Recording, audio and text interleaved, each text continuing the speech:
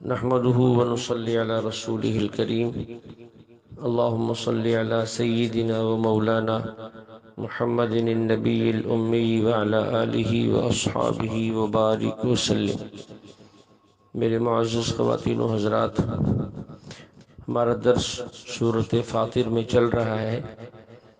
سورۃ فاطر کی آیت أَلَمْ تَرَ أَنَّ اللَّهَ أَنزَلَ مِنَ السَّمَاءِ مَاءً فأخرجنا به ثمرات مختلفا ألوانها ومن الجبال جدد بيض وحمر مختلف ألوانها وغرابيب سود ومن الناس والدواب والأنعام مختلف ألوانه كذلك إنما يخشى الله من عباده العلماء إن الله عزيز غفور۔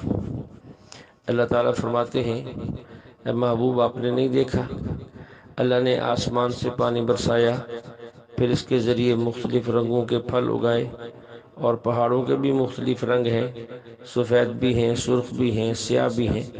اسی طرح انسانوں اور جانوروں میں بھی ایسے ہی ہیں جن کے رنگ بھی مختلف ہیں۔ اللہ سے اس کے نیک بندوں میں سے وہی ڈرتے ہیں جو علم والے ہیں، علماء ہیں۔ بے شک اللہ غالب ہے اور مغفرت کرنے والا ہے۔ اس آیت میں مختلف الوانہ کذالک، کذالک کا جو تعلق ہے یا تو وہ انما والے کلمہ سے ہے کہ جس طرح پھلوں کے، پہاڑوں کے، انسانوں کے اور جانوروں کے رنگ مختلف ہیں، اسی طرح علماء بھی اللہ سے ڈرنے میں مختلف ہیں۔ بعض کم ڈرتے ہیں، بعض زیادہ ڈرتے ہیں اور بعض بہت زیادہ ڈرتے ہیں۔ اور اگر کذالک کا تعلق ومن الناس والدواب والانعام سے جوڑا جائے تو پھر اس کا معنی یہ ہے جس طرح پھلوں کے رنگ مختلف ہیں، پہاڑوں کے رنگ مختلف ہیں، انسانوں کے رنگ مختلف ہیں، مویشیوں کے رنگ مختلف ہیں، پھر اس کا یہ معنی ہے۔ یہاں اللہ کے خوف کی بات آئی ہے تو خوف کی جو بنیاد ہے وہ علم پر ہے۔ جو جتنا بڑا عالم ہوگا اتنا ہی زیادہ اس کے دل میں اللہ کا خوف ہوگا۔ انما یخشی اللہ من عبادہ العلماء۔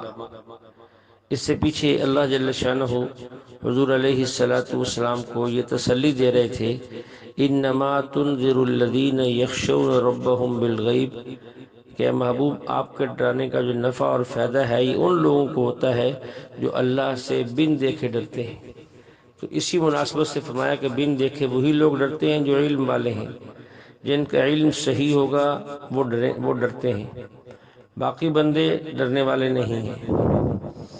تو بظاہر انما، یہ انما کے کلمہ سے یوں لگتا ہے کہ صرف علماء ہی ڈرتے ہیں اور غیر علماء نہیں ڈرتے، حالانکہ علماء بھی ڈرتے ہیں اور غیر علماء بھی ڈرتے ہیں۔ تو اس کا مطلب اہل علم نے یہ لکھا ہے کہ انما کا جو کلمہ ہے یہ ہمیشہ حصر کے لیے نہیں آتا، کبھی یہ خصوصیت کے لیے بھی آتا ہے۔ تو اس آیت میں بھی یہ حصر کے لیے نہیں بلکہ خصوصیت کے لیے آیا ہے۔ اہل علم اور علماء کی خصوصیت یہ ہے کہ وہ اللہ سے ضرور ڈرتے ہیں۔ اب غیر علماء ڈریں تو ڈریں، نہ ڈرے تو نہ ڈرے، لیکن عالم ضرور ڈرتا ہے۔ یہ نہیں ہو سکتا کہ عالم ہو اور اللہ سے نہ ڈرے۔ لیکن اس کے ساتھ ہی اس کی کچھ تفصیل بھی ذہن میں رکھیں کہ اللہ سے ڈرنے کی دو قسمیں ہیں، خشیت خدا کی دو قسمیں ہیں۔ ایک ہے خشیت اعتقادی اور ایک ہے خشیت حالی، یعنی حال۔ خشیت اعتقادی یہ ہے کہ بندے کا یہ اعتقاد ہو کہ اگر میں نے اللہ کا حکم نہ مانا اللہ سزا دیں گے، اگر مان لیا اللہ بہت اچھا بدلہ دیں گے، یہ اعتقادی خشیت ہے۔ اس کے ساتھ جو بندہ عبادت کرتا ہے وہ تکلفاً کرتا ہے، جبراً کرتا ہے، شوق سے نہیں کرتا، رغبت سے نہیں کرتا۔ اور جب خشیت صرف اعتقادی نہ ہو بلکہ خشیت حالی بھی ہو کہ خشیت آدمی کے دل میں یوں پختہ اور غالب ہو جائے کہ انسان کی حالت اور کیفیت بن جائے، اس وقت انسان جو عبادت کرتا ہے وہ صرف تکلفاً نہیں کرتا بلکہ رغبت اور شوق سے کرتا ہے، وہ انسان کی طبیعت بن جاتی ہے۔ اس کو ایک مثال سے سمجھے، ایک مریض ہے، اس کے لیے ڈاکٹر نے دوائی تجویز کی ہے اور وہ یہ سمجھتا ہے ذہنی طور پر کہ اس دوا کو کھانے سے مجھے صحت ملے گی، لیکن وہ دوائی اور اس کا ذائقہ ایسا ہے جو اسے پسند نہیں ہے، اس سے پسند نہیں ہے، وہ پھر بھی کھاتا ہے، پسند نہیں ہے، تکلفاً کھاتا ہے، اس لیے کہ اس کے ذہن میں یہ بات ہے کہ اس کے کھانے سے مجھے صحت ملے گی۔ لیکن اگر کسی مریض کے لیے ڈاکٹر ایسی دوا تجویز کر دے جو اس کی پسندیدہ بھی ہو، مثال کے طور پہ وہ یہ ہے کہ آپ نے پھل کھانے ہیں، آپ نے جو ہے بادام کھانے ہیں، آپ نے مربا کھانا ہے، اس قسم کی دوائی طے کر دے، اب یہ بندہ جو ہے اس غذا کو شوق سے کھائے گا، اس دوا کو شوق سے کھائے گا، دوا اب بھی کھا رہا ہے، شوق سے کھائے گا، رغبت سے کھائے گا۔ تو اللہ سے ڈرنا اگر صرف اعتقادی ہو تو پھر عبادت تکلفاً ہوتی ہے، جیسے وہ مریض جو اسے یقین ہے کہ دوا کے کھانے سے صحت ملے گی لیکن دوا اس کی پسندیدہ نہیں ہے، پھر بھی مجبوراً کھاتا ہے۔ اور اگر اللہ سے ڈرنا جو ہے وہ اعتقادی نہیں بلکہ حالی ہو تو پھر عبادت جو ہے وہ رغبت اور شوق سے ہوتی ہے، وہ انسان کی طبیعت بن جاتی ہے۔ اسی صورت میں آگے چل کر اللہ فرماتے ہیں ثم اورثنا الكتاب الذين اصطفينا من عبادنا فمنهم ظالم لنفسه ومنهم مقتصد ومنهم سابق بالخيرات بإذن الله ذلك هو الفضل الكبير۔ اس امت کی خصوصیت بیان کی ہے۔ اللہ فرماتے ہیں ہم نے اس کتاب قرآن مجید کا وارث ان لوگوں کو بنایا ہے اصطفینا من عبادنا، جن کو ہم نے چن لیا ہے۔ لیکن اس امت کی 3 قسمیں ہیں، بعض ان میں سے ظالم ہیں فمنہم ظالم لنفسہ ومنہم مقتصد، اور بعض ان میں معتدل ہیں، ومنہم سابق بالخیرات باذن اللہ، بعض اللہ کے حکم سے نیکیوں میں بہت آگے بڑھے ہوئے ہیں۔ اللہ فرماتے ہیں الفضل الکبیر، یہ رب کا فضل ہے۔ ہماری ماں حضرت عائشہ رضی اللہ عنہا اور دیگر صحابہ سے بھی یہ بات مروی اور ثابت ہے کہ ظالم، معتدل اور سابق بالخیرات یہ تینوں امت محمدیہ کے منتخب افراد ہیں۔ اللہ نے اس کتاب کے لیے امت محمدیہ کو چنا ہے، جن کو چنا ہے ان میں ظالم بھی ہیں، ان میں معتدل بھی ہیں، ان میں بہت اچھے لوگ بھی ہیں۔ حضرت عبداللہ بن عباس رضی اللہ عنہ سے اس کی مزید تشریح منقول ہے، فرماتے ہیں کہ اس امت کے جو سابق بالخیرات لوگ ہیں کہ ہر وقت نیک اعمال کرتے ہیں اور نافرمانی نہیں کرتے، یہ لوگ وہ ہیں جو بلا حساب جنت میں داخل ہوں گے۔ اور اس امت کے وہ لوگ جو معتدل ہیں، جس کو قرآن نے مقتصد کہا، معتدل، یہ وہ لوگ ہیں یدخل الجنت برحمت اللہ، وہ اللہ کی رحمت سے جنت میں داخل ہو جائیں گے۔ اور تیسری قسم اس امت کے ظالم اور اصحاب اعراف، یہ لوگ یدخلون الجنت بشفاعت محمد صلی اللہ علیہ وسلم، یہ لوگ آپ علیہ السلام کی سفارش کی وجہ سے جنت میں جائیں گے۔ اب یہ ظالم کیا ہے، معتدل کیا ہے، سابق بالخیرات کیا ہے، ذرا اسے بھی سمجھیں۔ ظالم وہ شخص ہے جو نیک کام بھی کرتا ہے اور گناہوں سے نہیں بچتا، حلال کام بھی کرتا ہے، حرام بھی کرتا ہے۔ نمبر 2، معتدل، جسے قرآن نے مقتصد کے لفظ سے یاد کیا، یہ وہ شخص ہے جو حلال کام کرتا ہے، حرام سے بچتا ہے، لیکن مکروہات سے نہیں بچتا اور مستحبات کو نہیں کرتا۔ نمبر 3، سب سے اعلیٰ درجہ سابق بالخیرات، یہ وہ لوگ ہیں جو حلال کام کرتے ہیں، حرام سے بچتے ہیں، حتیٰ کہ مستحبات تک کو اہتمام سے اپناتے ہیں اور مکروہات تک سے بڑے ہی اہتمام سے بچتے ہیں۔ لیکن اس کے باوجود بعض وہ چیزیں جس کو اللہ نے مباح کیا ہے، جن کے کرنے کی اجازت ہے، وہ اللہ کی بات میں اس انداز سے مشغول اور منہمک ہیں کہ ان چیزوں کو بھی اس انہماک کی وجہ سے یا شبہوں کی وجہ سے چھوڑ دیتے ہیں۔ اس سے تھوڑا آگے چل کر ایک آیت ہے اسی سورۃ فاطر کی، جنات عدن يدخلونها يحلون فيها من اساور من ذهب ولؤلؤا ولباسهم فيها حرير، کہ یہ لوگ ہمیشہ جنت کے باغات میں ہوں گے اور ان میں جو لوگ داخل ہوں گے وہاں ان کو سونے کے کنگن اور موتیوں کے کنگنوں سے مزین کیا جائے گا اور وہاں ان کے لیے ریشم کا لباس بھی ہوگا۔ تو بعض روایات میں یہ آتا ہے کہ جنتیوں کے دائیں ہاتھ میں سونے کے کنگن ہوں گے اور بائیں ہاتھ میں موتیوں اور جواہرات کے کنگن ہوں گے۔ تو یہ سن کر ذہن اس طرف نہیں جانا چاہیے کہ مردوں کے لیے تو سونا پہننا حرام ہے۔ دیکھیے اللہ فرما رہے ہیں کہ ایسا ہوگا، جب اللہ فرما رہے ہیں تو ہمیں اس سے آگے سوچنے کی ضرورت ہی نہیں ہے۔ پھر یہ بھی ذہن میں رہے کہ یہ مردوں کے لیے زیور پہننا جائز ہے یا ناجائز ہے، عورتوں کے لیے جائز ہے، یہ معاملات یہاں کے ہیں، دنیا کے ہیں، اس زندگی کے ہیں جس میں ہم شریعت کے مکلف ہیں۔ یہاں وہ حکم مانیں گے جس کا حکم یہاں ہے، اور جنت میں جانے کے بعد احکام بدل جائیں گے۔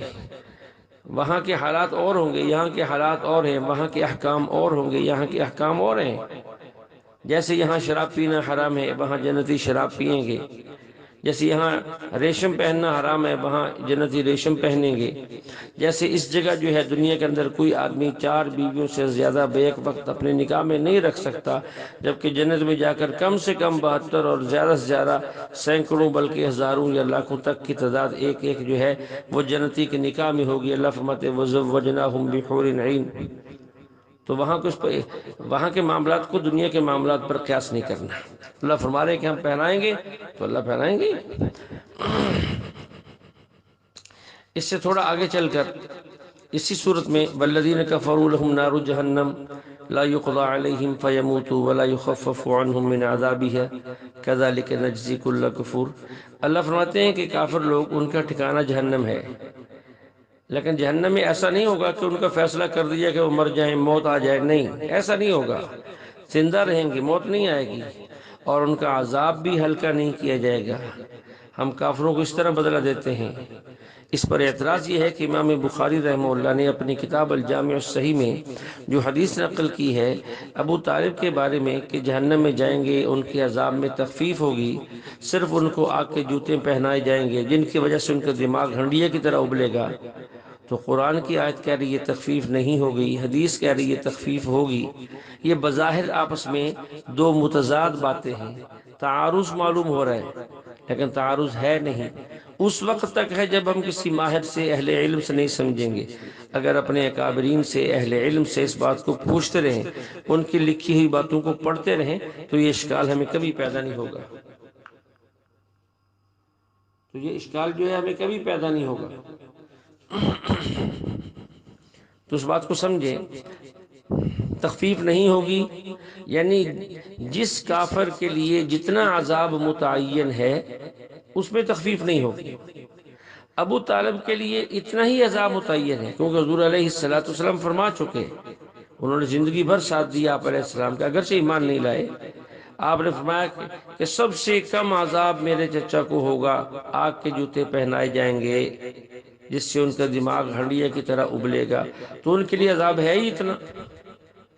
تو اس لیے جتنا ان کے لیے متعین ہے اور جتنا جس کے لیے متعین ہے اس میں تخفیف نہیں ہوگی۔ لیکن ایک اشکال یہ ہے کہ حدیث میں تو لفظ تخفیف موجود ہے،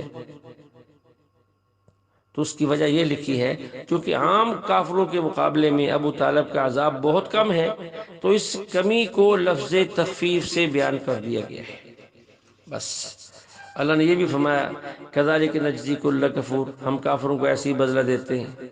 پیچھے بھی ایک سورت میں ہم پڑھ کر آئے ہیں وَهَلْ نُجَازِي إِلَّا الْكَفُورَ، ہم صرف کافروں کو بدلہ دیتے ہیں۔ اب ان آیت سے معلوم ہوتا ہے کہ اللہ جل شانہ صرف کافر کو کفر کی سزا دیں گے، باقی کسی اور کو سزا نہیں دیں گے۔ حالانکہ مومن بھی اپنی بدعمالیوں کی وجہ سے جہنم میں جائے گا، تو مومنوں کو بھی تو سزا ہوگی، صرف کافروں کو تو نہیں ہوگی۔ اس بات کو سمجھیں۔ پہلی بات یہ، اللہ مومن کو ایسا عذاب نہیں دیتے جیسا کافروں کو دیتے ہیں۔ قوم سبا نے نافرمانی کی، اللہ نے ایسا تباہ و برباد کیا کہ سبا ہستی سے مٹا دیا۔ مومن کو اللہ ایسی سزا نہیں دیتے۔ دوسری بات یہ سمجھیں، اللہ کافر کو تو عذاب دیتے ہیں لیکن مومن کو سزا دیتے ہیں، دونوں میں فرق ہے۔ عذاب اور چیز ہے، عذاب ہے کسی کو ذلیل کرنا، رسوا کرنا۔ اللہ تعالیٰ کافروں کو جہنم میں بھیجیں گے ذلیل کرنے کے لیے، رسوا کرنے کے لیے، اور زندگی بھر یہ رسوائی ان کے مقدر میں لکھ دی گئی ہے۔ لیکن جو مومن جہنم میں جائیں گے وہ اللہ ان کو ذلیل کرنے کے لیے نہیں، پاک کرنے کے لیے بھیجیں گے، کیونکہ جنت میں ناپاک آدمی نہیں جا سکتا۔ اس لیے وہاں سزا، وہاں عذاب ہے اور یہاں سزا ہے۔ اگر بعض آیتوں کے اندر یہ بات مل بھی جائے کہ کافروں کے، مومنوں کے لیے بھی رسوائی کا لفظ مل جائے، جیسا کہ قرآن پاک کی ایک آیت میں ربنا انک من تدخل النار فقد اخزیتہ، اے اللہ اگر تو نے ہمیں جہنم میں داخل کر دیا تو ہم تو رسوا ہو گئے۔ تو یہاں رسوائی وقتی ہے، جتنی دیر یہ دوزخ میں رہے بس اس قدر رسوائی ہوگی، اس سے زیادہ نہیں ہوگی۔ یعنی دائمی رسوائی نہیں ہے، دائمی اور ہمیشہ کی رسوائی صرف کافروں کے لیے ہے، مومنین کے لیے نہیں ہے۔ تو اس لیے اللہ جل شانہ مومن کو جو جہنم میں بھیجیں گے وہ بھی اسی کی نفع کے لیے، کیونکہ اسے جنت میں داخل کرنا ہے، اور کافروں کو جہنم میں بھیجیں گے ہمیشہ ذلیل اور رسوا کرنے کے لیے۔ یہ دونوں کی سزا اور عذاب کے اندر فرق ہے۔ اسی طرح اس سورت کے آخر کے اندر اللہ فرماتے ہیں وَلَوْ يُؤَاخِذُ اللَّهُ النَّاسَ بِمَا كَسَبُوا مَا تَرَكَ عَلَى ظَهْرِهَا مِن دَابَّةٍ، اگر ہم جو ہے وہ لوگوں کے عملوں کی وجہ سے ہم انہیں پکڑتے ختم کرتے تو زمین پر کوئی چلنے والا زیرو نہ رہتا، سب ختم کر دیتے، انسان بھی ختم کر دیتے، جانور بھی ختم کر دیتے۔ اب یہاں ایک اشکال ہے، وہ یہ کہ کافروں کو اعمال کفر کی وجہ سے اگر سزا دی جائے تو یہ تو بات سمجھ آتی ہے، لیکن اس کو سزا دیں اور کسی زیرو کو بھی زندہ نہ چھوڑیں تو باقی زیرو چیزوں کا کیا قصور ہے؟ اگر وہ زیرو مومن ہے تو اس کو تو سزا نہیں دینی چاہیے، اور اگر جانور ہیں وہ بھی شریعت کے احکام کے مکلف نہیں ہیں، ان کو بھی سزا نہیں ہونی چاہیے۔ تو اس بات کو بھی سمجھیں، جب اہل کفر بڑھ جائیں، ایمان والے تھوڑے رہ جائیں، یعنی کافر غالب ہو جائیں، تو پھر اس دنیا کے باقی رہنے کا جو مقصد ہے وہ ختم، کیونکہ دنیا کو جو اللہ نے پیدا کیا اس کا مقصد تھا بندوں کا امتحان۔ اللہ نے خیر کو بھی پیدا کیا، شر کو بھی پیدا کیا، اب کوئی شر کو اختیار کرے کوئی خیر کو اختیار کرے، یہ امتحان ہوگا۔ جب شر غالب ہو گیا اور خیر مغلوب ہو گئی، اب دنیا کو ختم کر دینا چاہیے، دنیا کا مقصد ختم ہو گیا ہے۔ جب دنیا کو ختم کرنا ہے تو لامحالہ یہ بات ہے کہ اس میں سب کو ہی ختم کیا جائے گا۔ دوسرا یہ کہ جو مومن کو ختم کریں گے اس کی وجہ یہ نہیں ہے کہ کافروں کو کفر کی وجہ سے جو عذاب ہوا ہے مومن بھی اسی عذاب کی وجہ سے ختم ہوگا، نہیں، ایسا نہیں ہے، بلکہ یہاں بات یہ ہے کہ ختم مومن بھی ہوگا لیکن اس کے ختم ہونے کا سبب کوئی اور چیز ہوگی، کافر کو ملنے والا عذاب نہیں ہوگا۔ اور جو جانور ہیں کیا ہم انہیں بھی زندہ نہیں رہنے دیں گے؟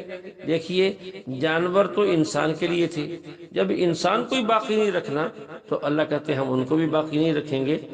اس لیے اس کا مطلب یہ نہیں ہے کہ ان کی سزا کی وجہ سے ان کو بھی سزا ہوگی، بلکہ ان کی سزا کا سبب اور ہوگا اور ان کی سزا کا سبب اور ہے۔